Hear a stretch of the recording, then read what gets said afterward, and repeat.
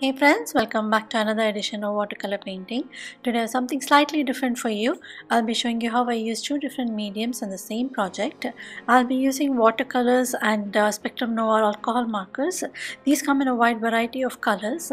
I believe they are available in 168 colors, and the nibs are also replaceable. You could change the fine point bullet tip nib to a brush nib if you prefer that, and they are really fun, vibrant colors, so it's very easy to shade with them.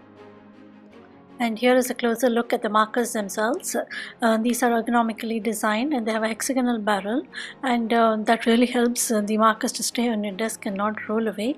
And the stamp set that I'm using is by Crafter's Companion. It's from the Angelica and Adam collection, and I'm using the Adam stamp set today. So shall we start coloring them? Before I go any further, I must mention that I am still new to the alcohol marker coloring, and this is just my way of adding color to images. It's a very quick and easy way. I move from light, medium, dark and go back with the light and blend it all out. But if you're looking to really see how to use these pens to its maximum potential and how to achieve some brilliant shading, then head over to the Spectrum Noir website, and they have some really amazing tutorials. You'll be able to learn a lot more when it comes to alcohol marker coloring. And as you can see, I have also kept the caps of the markers that I used to the left so that you get an idea of the colors that I'm using. And since I've stamped the image on watercolor paper, it just tends to bleed slightly, but the reason I'm using watercolor paper is because I'm going to be applying a watercolor wash after I finish with the image.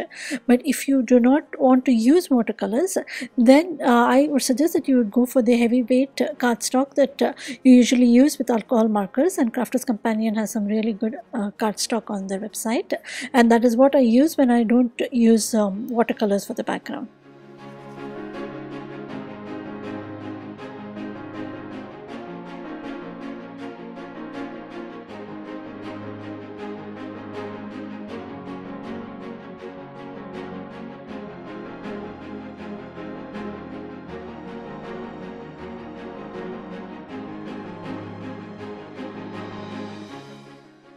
So here I'm continuing to color the image, and I'm using the very same technique, a light, medium and dark, and then I go back with the light to smoothen the entire area.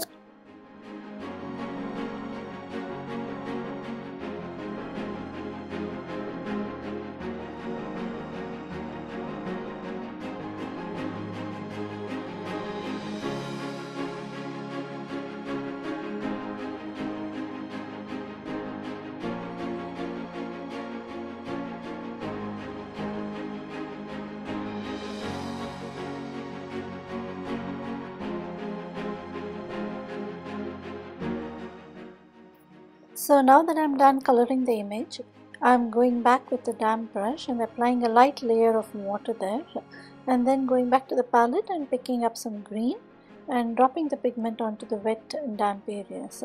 If you notice, I go directly from palette to paper because that way I feel I get a better and a fresher mix right there on the paper itself.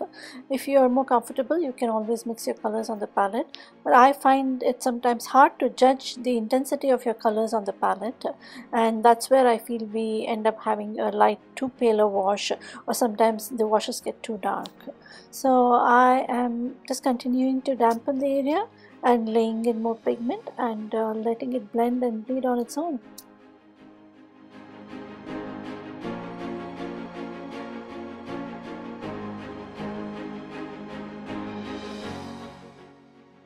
So you can see here I'm adding some browns just for a suggestion of trees and barks, and also towards the foreground I'm adding some more darks.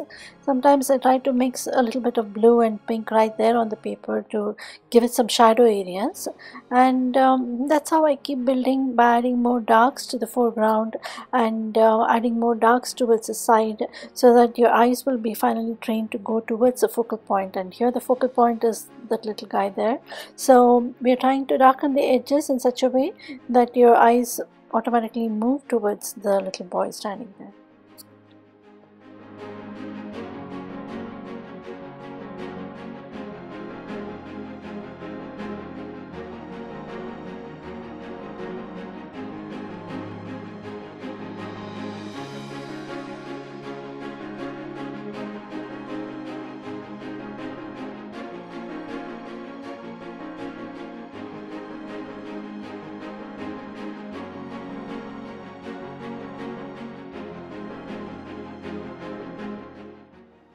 So here is the finished picture. I just waited for it to dry and went back in and added some brown just to darken the edges. And here are a couple of other cars that I have made using the very same technique. I've used alcohol markers and watercolor paints for the background. It's a very fun and easy technique, and I really hope you'll give it a try. I really enjoyed doing this video for you. If there's anything in particular that you would like to watch, do let me know. Leave me a comment below and I'll try to include that in my upcoming videos. Thank you so much for joining me today. Thanks for watching.